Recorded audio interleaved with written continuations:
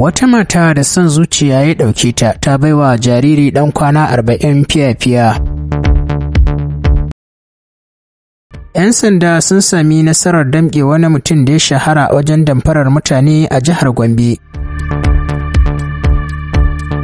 Wata mata da tsantsar rashin imani da kishi ya ɗauke ta, ta baiwa ɗan kishiyarta ɗan kwana 40 fiyafiya. Matar wadda ake zargi mai suna Saiba Muhammad, ana zarginta ne da ta baima ɗan kishiyarta ɗan kimanin kwana 40 fiyafiya, wanda hakan ya yi sanadiyar mutuwarsa har lahira. Al'amarin da ya faru ne a unguwar Mani a ƙaramar hukumar Kiru, jihar Kano. Matar wadda ake kiranta da suna Saiba Muhammad ta tabbatar wa 'yan jarida cewa ita da kanta ce ta baima wannan jariri fiyafiya, amma ba ta zaton hakan na iya zama sanadiyar rayuwarsa ba. Ta kuma tabbatarwa da 'yan jarida cewa ita ba kishi ba ne.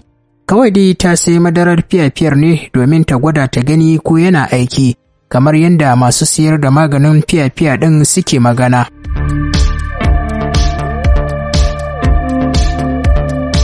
Yayin tattaunawarta da 'yan jarida ta yi kira ga mahaifiyar yaron da ta ɗauki wannan a matsayin ƙaddara domin ba kishi ba ne.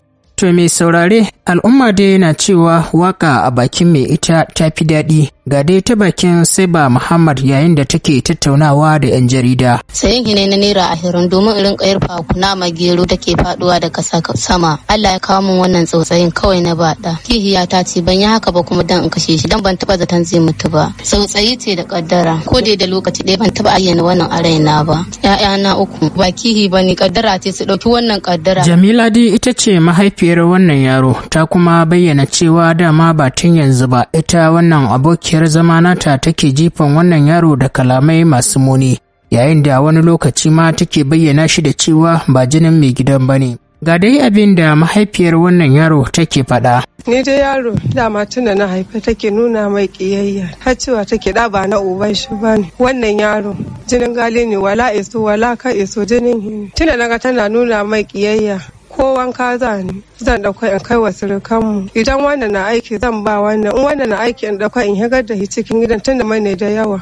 Na bahi a gado, da na bahi a gado na je wanka, da na je wankan nan na ji yaro ya kwada ƙara cewa ta Jamila ki yi ki fito ki dauki danki. Gaba na hike nan ni dai ya faɗi nayi mamakin abin. Ganin tun da aka haife shi har abin da ijiya 40. Sai ba tun da ike ta dauke shi dai so biyu, hannan maganin iyaye. Kakakin rundunar 'yan sandan jihar Kano SP Abdullahi Haruna Kyawa ya tabbatar da faruwar wannan al'amari. An kai shi asibiti amma likita ya tabbatar da cewa ya rasu. Yanzu haka dai wadda ake zargi da aka aika nan ta tabbatar da cewa ita ce ta so wannan fiyafiya ta ba wa wannan jariri kuma ya sanadin mutuwarsa. Kwamishinan 'yan sanda ya ba da umarni an ɗauko ta daga can garin an dawo da ita nan Banfai, babban sashen binciken manyan laifuka bangaren kisan kai, wanda kuma yanzu haka an fara gudanar da bincike. To da fatan dai ragowar mata za a kiyaye kuma a rage zafin kishi domin gudun fadawa tarkon zuciya.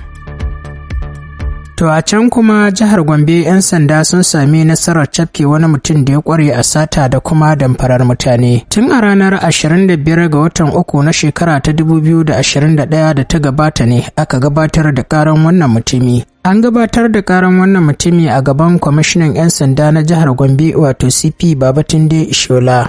Wani mutum mai suna Ɗanlami Buba mai kimanin shekara 48 ne ya gabatar da karan wannan mutumi, inda yake cewa mutumin ya damfare shi kuɗi sama da miliyan 1 da naira 500,000, inda ya ba shi kuɗin domin su kulla harkar kasuwanci.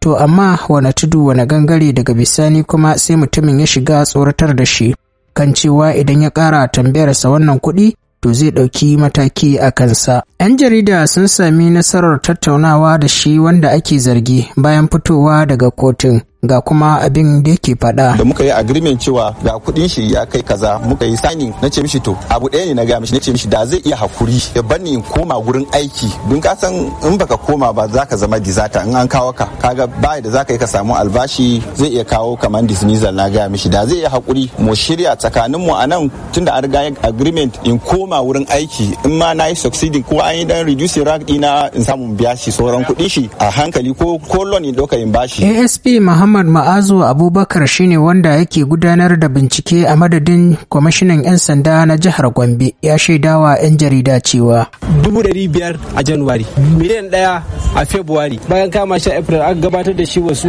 wajen aikinsa da ya ambata, kuma daga baya sun kore shi aka dawo mana da shi mu gabatar da shi. Wannan shine ainihin binciken da aka gudanar, kuma bayan kammala wannan bincike a yanzu haka da nake magana za a aika. To jama'a, duka nan za mu dakata, kada ku manta ku danna mana subscribe sannan ku taba mana ƙararrawar sanarwa domin ci gaba da samun shirye-shiryenmu akan lokaci da zarar mun ɗora sabon bidiyo.